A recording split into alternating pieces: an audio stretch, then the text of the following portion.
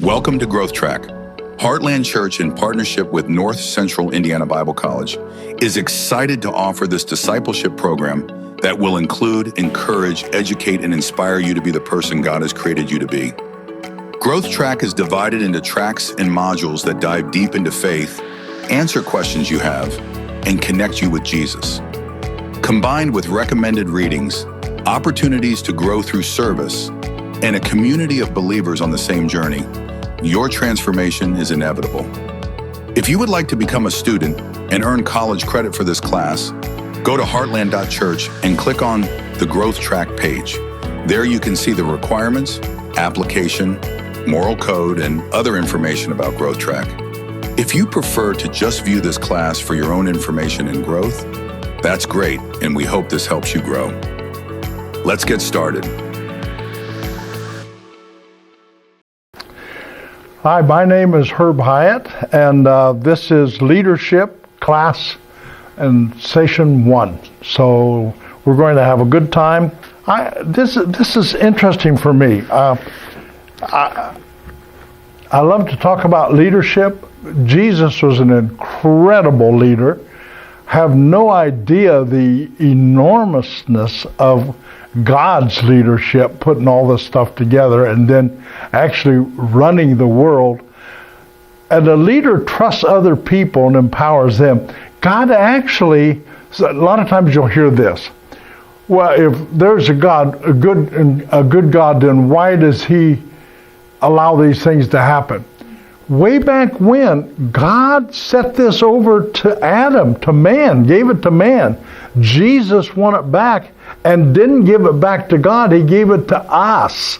So if the place is a mess, it's not God's fault. It's who He turned it over to. And so we want to take responsibilities for changing and putting into order what Christ wants to put into order.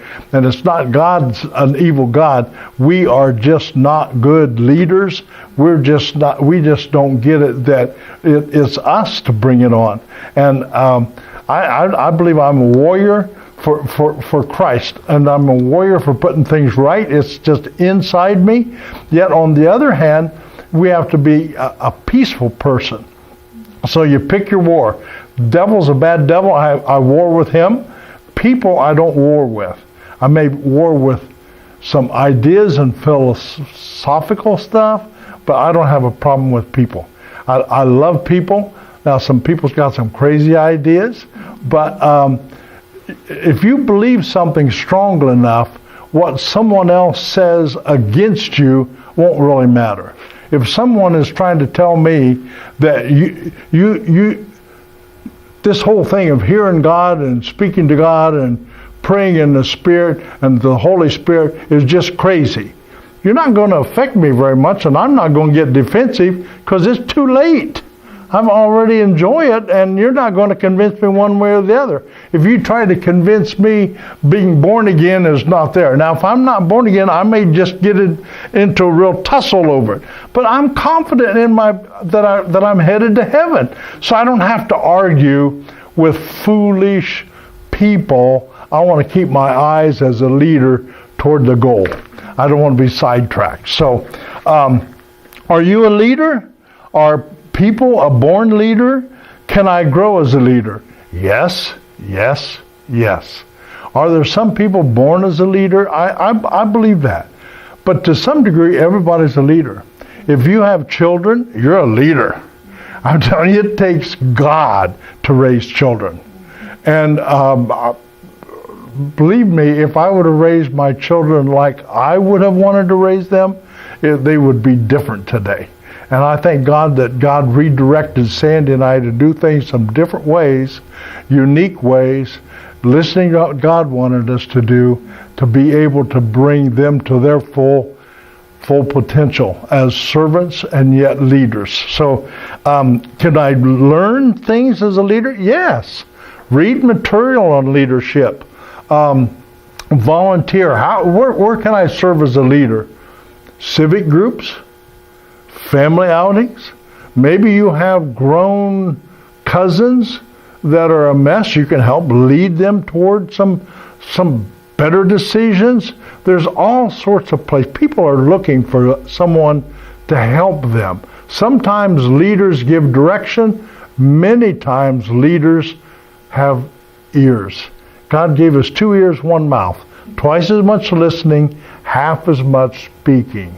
So if you have, I've been in things where as a leader, I've actually listened to somebody share their challenge, solve their problems while I'm listening, and really all they needed was someone to just support them and guide them. And if some of their solutions are a little, it's not going to work, then you can guide them there.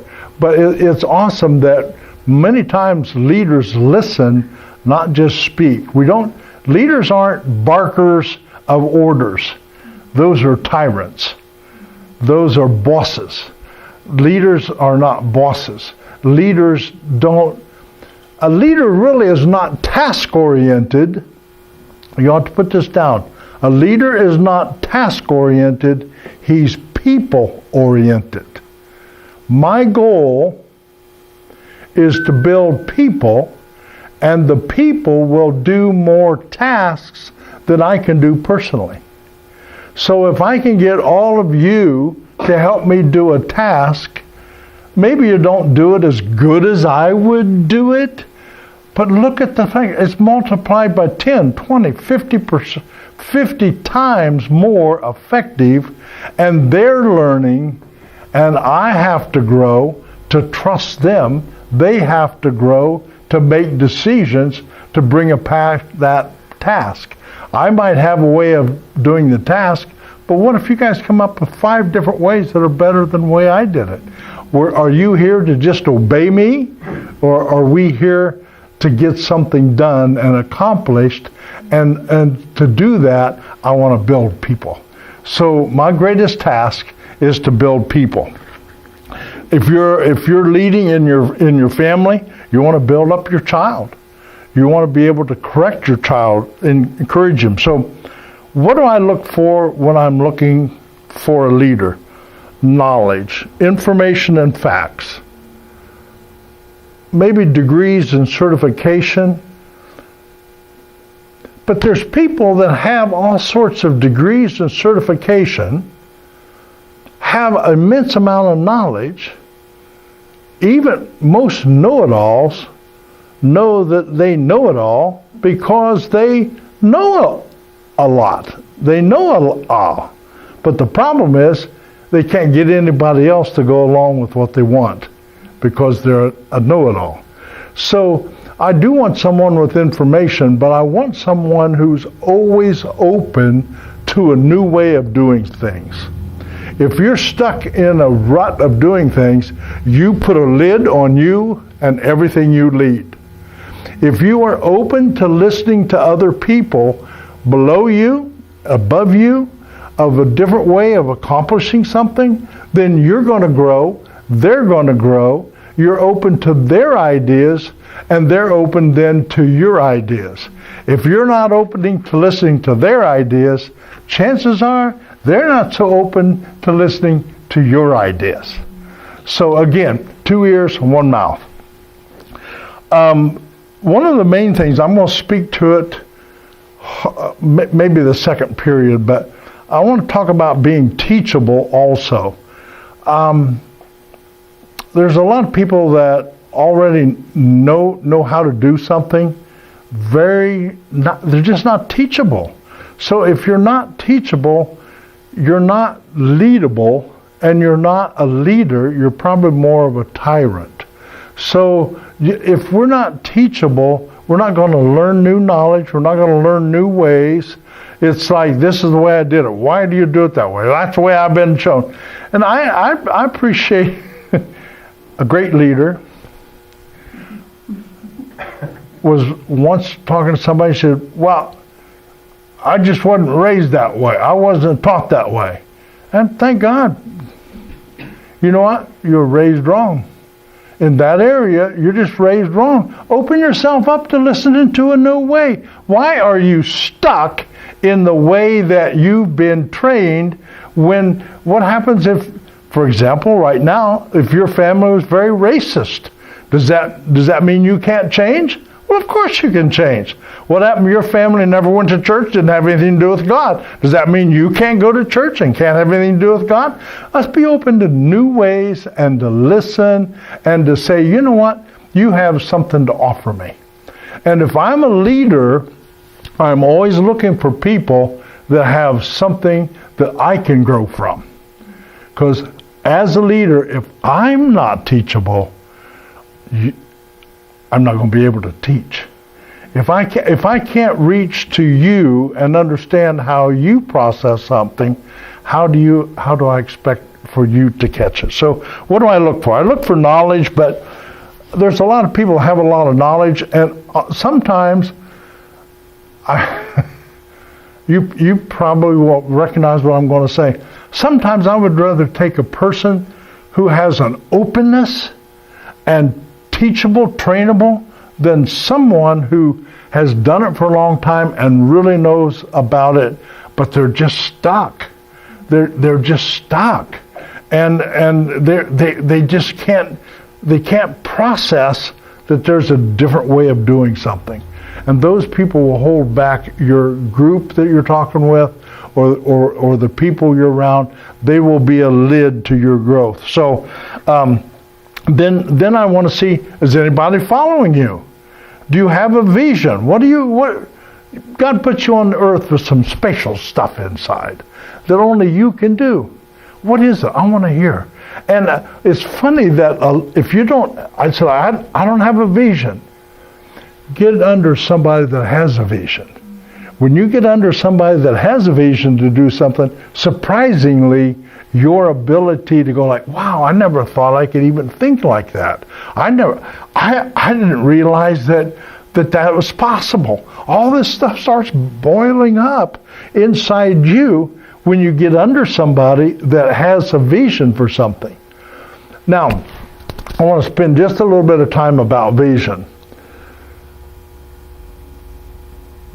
Vision is so necessary to get someplace, to accomplish something.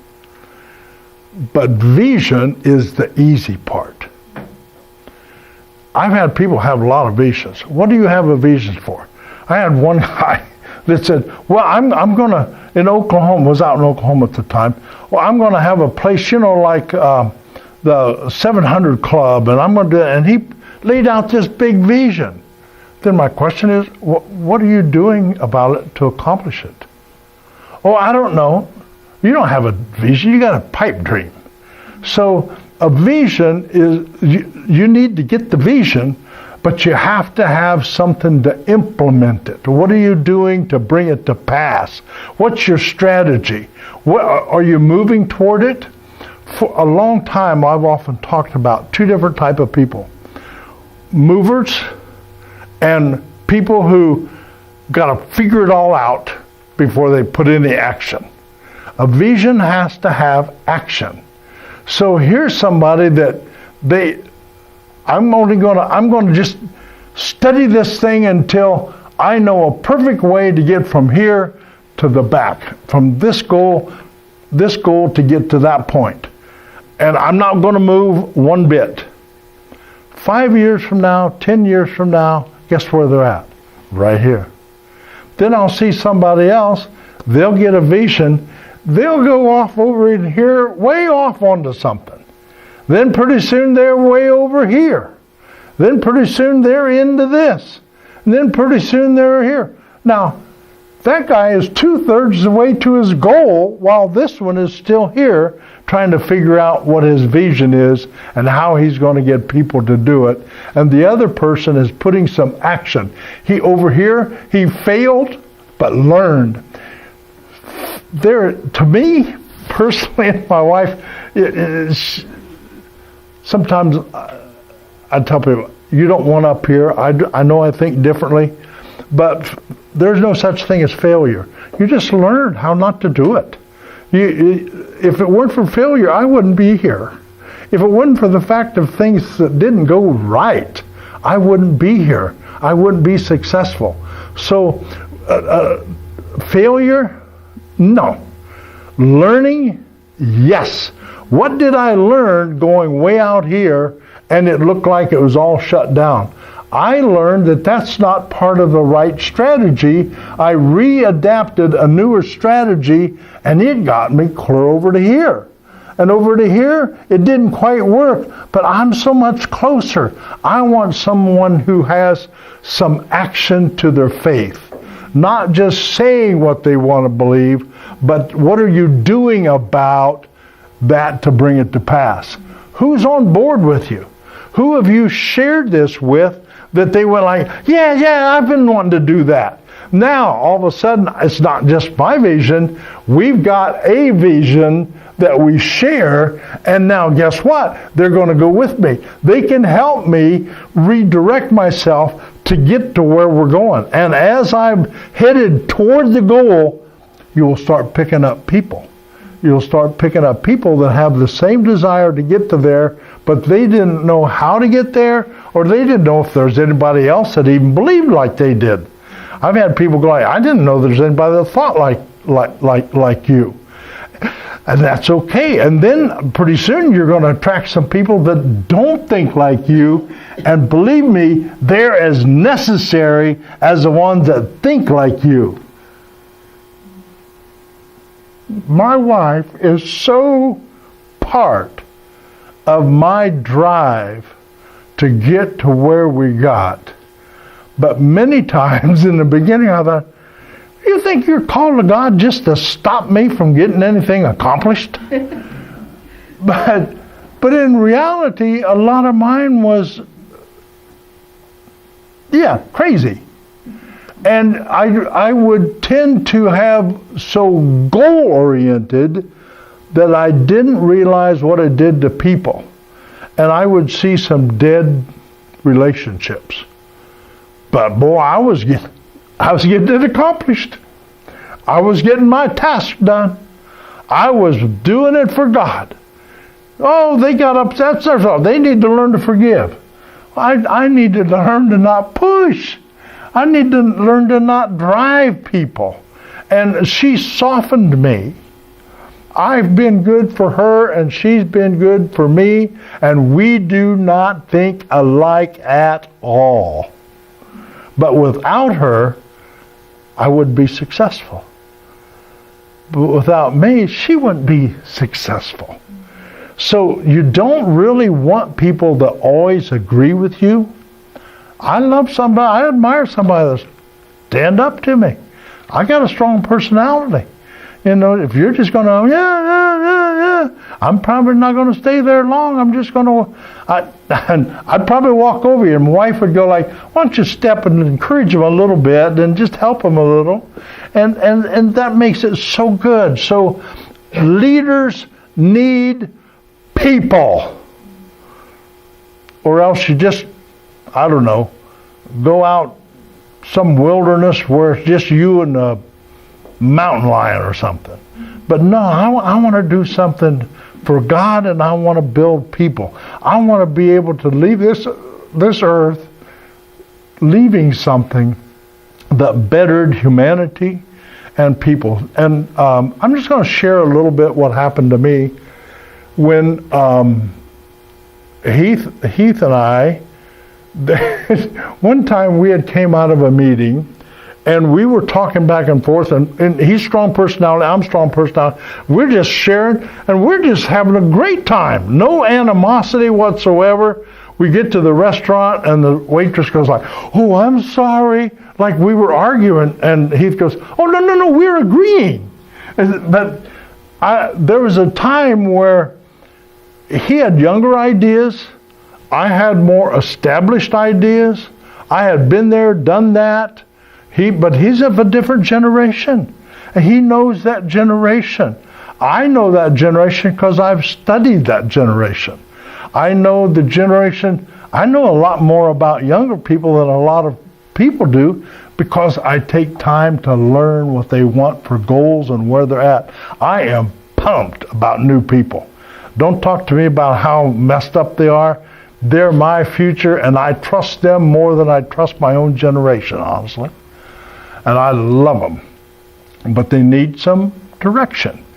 And with Heath and I, it was literally, I came to a crossroad. It's obvious that God has chose him to do the leadership. But he's young, inexperienced, does some young, inexperienced stuff. And I'm going like, you got, this isn't working. And he's frustrated because the old man just don't understand. And I'm, young pup needs to grow up. And so we're kind of like in agreement. Theology-wise, we've never, ever disagreed. The way to get there, we have different paths. And I led people in the 90s, turn of the century, the 80s, the 70s. But boy, we're not in the 80s. We're not in the 90s. We're into a whole different ballgame. That's the reason you all need to be leaders. And what was interesting is both of us trusted one man, and I met with that man. What do I do? He's frustrated. I'm frustrated. It's obvious. And this wise old guy said, give me your hands. And I put my hands out, and probably smart because I might have swung at him. And he says, it's so simple. And I'm going like, simple? I want simple. I'm frustrated. He's frustrated. We're frustrating the church. They don't know the place has got two heads on the tiger. It's a mess. What do we do? It's so simple. I love simple. He goes like, turn it over to Heath. Up here, my mind said, you're crazy over my dead body. Now, I think actually God had took me up on that and had been over my dead body if I hadn't heard my heart say, he's absolutely correct. I have learned that this speaks more truth than this every time. So I follow my spirit. Okay. Wow, I had to take a leap of faith. Everything that I thought Heath ought to learn, and you're going to do this as a leader, once I empowered him and got out of the way, God trained him, and he actually accomplished everything I'd tried to accomplish in 3 to 4 years of frustration. Are you with me a little bit? Trust God to develop your people. Pray for them. Love on them. Don't get into quarrels and disputes because you feel differently about it. Just let God work on their heart. I'm going to teach a little bit on being teachable, and I just want to start this way with the heart part. Every one of you had a teacher that X'd off some things you got wrong on a quiz or a test. You never got mad at the teacher. You got upset at yourself because you didn't know the material. But humanity's not that way. When some leader corrects you, chances are you're going to tell them that that's the right answer. You're wrong in that, and you get offended when you get a quiz or a test or corrected. A teacher can correct you and you feel okay about it. A leader corrects you and oh, the war is on. Are you with me here a little bit? So what you want to do is like, I can't lead in that kind of atmosphere. So there's times when you're going to have to correct somebody that is off, doing something really wrong, and maybe even hurt some people, not knowing that they're hurting people, or have some mannerisms that is just not proper. And you'll need to read the Bible and the book. I want you to read the book of Proverbs. Rebuke, admonishment, correct are biblical words. And when you look at rebuke, it says a fool is someone who won't receive a rebuke. So sometimes when I will go, and I'll quote the scripture, when I'll go to somebody and I know I've got to confront something they're doing wrong, I'll really precede it with this. Now the Bible says that a fool won't take instruction. So, and I know very well you're not a fool, but I do have to give you some instruction and correction. And it softens a little bit. But here's what I would really encourage you to do that works for me. I do not act immediately on anything that takes dire correction. Now, if you and I are painting this room and you're not doing a painting job, I'm going to immediately correct you. I'm not talking about that. I'm talking about an area of leadership where your systems are wrong, or you're making trouble, or you're offending brothers. There's something major you need to talk to them about. And you know very well if you go immediately to them, they're going to be offensive. You're probably going to lead them. You're probably going to lose them off your team, and it's not going to be a pleasant result for you or for them. Here's my guideline. I do a lot of prayer. I don't do it immediately. I do a lot of prayer, usually a week or two, and I ask God to give me an opportunity at the right time. God, give me the right time. Now, here's the neat part about doing it at the right time. God will ask you to do something in a very correcting way to a person. Does not mean that it needs to be done immediately and with fire and strength and power. It just needs that he wants to do it. And evidently they're not hearing him, and they're trusting people. God trusts you to correct somebody. That's a high honor. And so I'm going like, okay, God, I'll do it. And first of all, I'm going like, oh, God, you're asking me to jump in the lion's den. You better be with me. So I'll give it a lot of prayer. And generally within 2 weeks, this happens. Jim Howard is astonished this happens for me. But I'm telling you, it'll happen not for me, it'll happen for everybody. About 2 or 3 weeks, I've meditated on that. I've got myself to the point where my whole quotation is, I will not correct anybody or rebuke anybody that I will not wash their feet. If I can't get down in front of them and wash their feet, I have no business speaking something very hard to them. So that's my first priority. Give it time, pray a lot, be able, have your heart to where you could wash their feet. This happens to me all the time. They will approach me. It blows me away that God loves me so much this happens. They'll come, Pastor, do you think I've been doing this right? Oh, by the way, I've been wanting to talk to you about that. God has softened their heart to hear, but if I did it immediately, God wouldn't have done his part of preparing them to hear. So it isn't just speaking correction as a leader, it's giving God time for God to speak. And they'll hear him. They won't hear detail because they've shut him off from that. But they'll start to question. Well, what should I have done?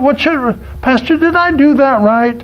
Oh, let me tell you, really some people got hurt because of that action. And I'm glad you're really thinking about it.